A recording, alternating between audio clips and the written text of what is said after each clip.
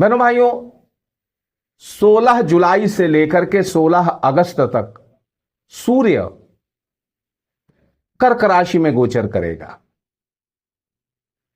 कर्क राशि चंद्रमा की राशि है और जो सूर्य का मित्र है।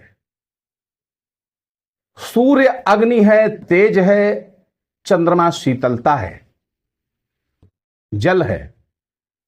कर्क राशि पर आकर के सूर्य प्रायः कमजोर हो जाता है।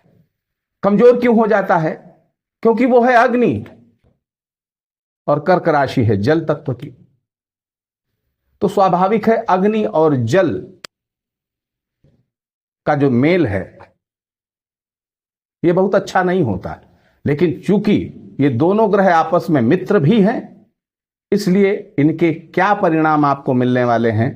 सबसे पहले बात करता हूं मेष राशि की, और इस वीडियो में सिर्फ मेष राशि और मेष लग्न की ही चर्चा होगी। अगर आप मेष राशि मेष लग्न के व्यक्ति हैं तो इस वीडियो को लास्ट तक देखिएगा।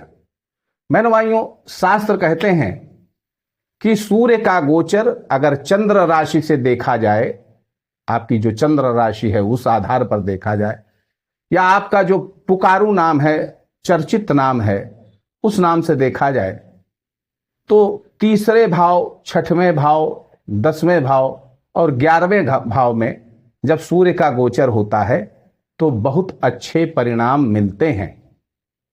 वहीं लग्न से देखा जाए तो तीसरे भाव में, चौथे भाव में, 10वें भाव में, 11वें भाव में और 12वें भाव में भी अच्छे परिणाम मिलते हैं। अब लग्न से देखने पर 2 भाव बढ़ जाते हैं, चौथा भाव और 12वां भाव। तो लग्न से इन दोनों भावों पर भी सूर्य के अच्छे परिणाम मिलते हैं। चंद्र राशि के आधार पर अगर बताऊं तो बहनों भाइयों, मेष राशि के आधार पर जो सूर्य का चतुर्थ भाव में गोचर है, यह समस्याएं देने वाला है। किस तरह की समस्याएं होंगी? मानसिक अशांति होगी, शारीरिक कष्ट भी मिल सकते हैं। शारीरिक कष्ट, मानसिक अशांति, मानसिक उलझनों में वृद्धि, जमीन जायदाद, वाहन, भूमि से रिलेटेड समस्याएं आपके सामने आ सकती हैं।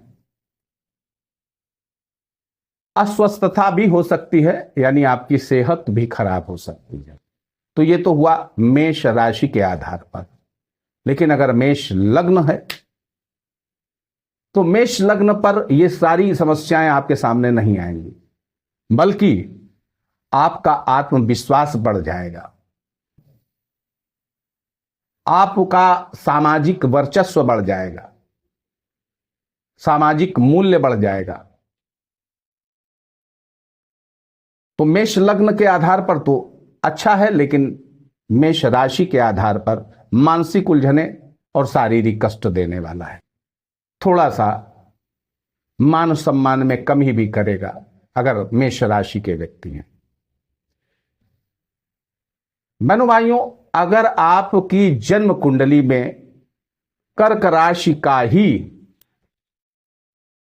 सूर्य बैठा है, मेष राशि के हैं आप और जन्म कुंडली में कर्क राशि का सूर्य बैठा है, तो क्या मिलेगा? सामाजिक प्रतिष्ठा बढ़ेगी, आपकी आत्मिक बल बढ़ेगा, स्वाभिमान बढ़ेगा, प्रेम संबंधों में भी सकारात्मक परिणाम मिलेंगे। लेकिन अगर आपकी मेष लग्न नहीं है, कोई ऐसी लग्न है जहां पर सूर्य नकारात्मक है, निगेटिव है, या कारक ग्रह नहीं है, और जन्म राशि आपकी मेष है, तो अगर आपकी जन्म कुंडली में आप जिस लग्न के हैं वहां सूर्य अकारक ग्रह है, तो फिर क्या परेशानी होती है? ऐसा होगा कि क्रोध और उतावलापन बढ़ जाएगा।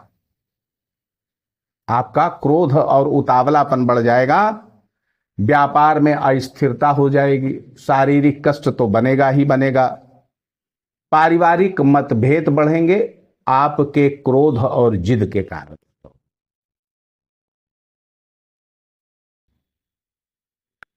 लेकिन अगर आप उस लग्न के व्यक्ति हैं जहां पर सूर्य पॉजिटिव है, तो यही सूर्य आपकी तरक्की के रास्ते खोलेगा, सामाजिक मूल्य बढ़ेगा, आपका सामाजिक प्रतिष्ठा बढ़ेगी आपकी।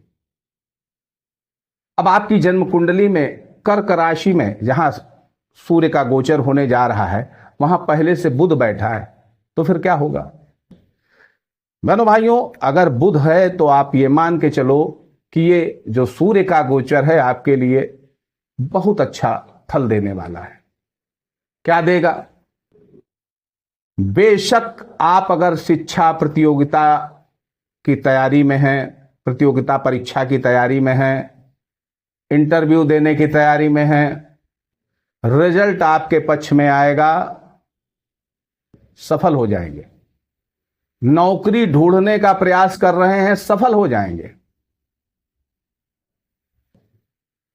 आप विद्यार्थी हैं तो शिक्षा प्रतियोगिता और पढ़ाई सब कहीं आपके लिए अच्छा रहने वाला है। व्यापारी हैं तो व्यापार में वृद्धि होगी, व्यापार में कुछ नए प्रस्ताव आपको मिल सकते हैं जिनसे आपकी तरक्की हो।